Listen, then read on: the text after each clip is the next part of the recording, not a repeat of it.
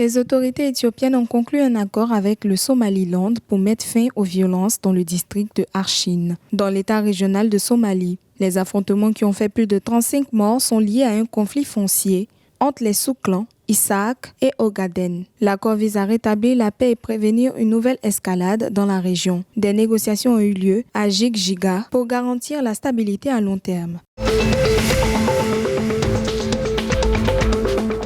Le secteur caféicole du Burundi, principal moteur économique du pays, fait face à des défis majeurs, notamment la vieillesse des plantes et un faible prix rémunérateur. En réponse, le gouvernement met en place des réformes ambitieuses et des projets de replantation, notamment dans la province de Ngozi, pour redynamiser la filière. En 2024, des efforts ont été déployés pour planter 1,5 million de caféières et augmenter le prix du café qui reste largement inférieur à celui des autres pays de la région.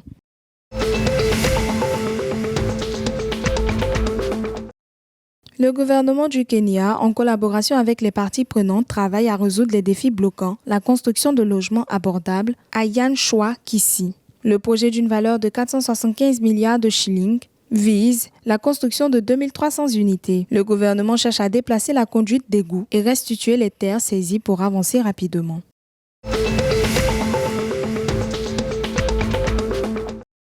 Le Rwanda introduit le cabotegravir, injectable à action prolongée pour la prévention du VIH, remplaçant ainsi les pilules PrEP. Cette injection administrée toutes les 8 semaines vise à améliorer l'adhésion au traitement et son efficacité, notamment chez les populations à risque. Le programme commencera à Kigali avec 1000 doses, avec une extension envisagée après un suivi d'1 an. Le cabotegravir sera disponible gratuitement dans tous les centres de santé du pays. Plus de 10 000 personnes bénéficient déjà de la PrEP au Rwanda.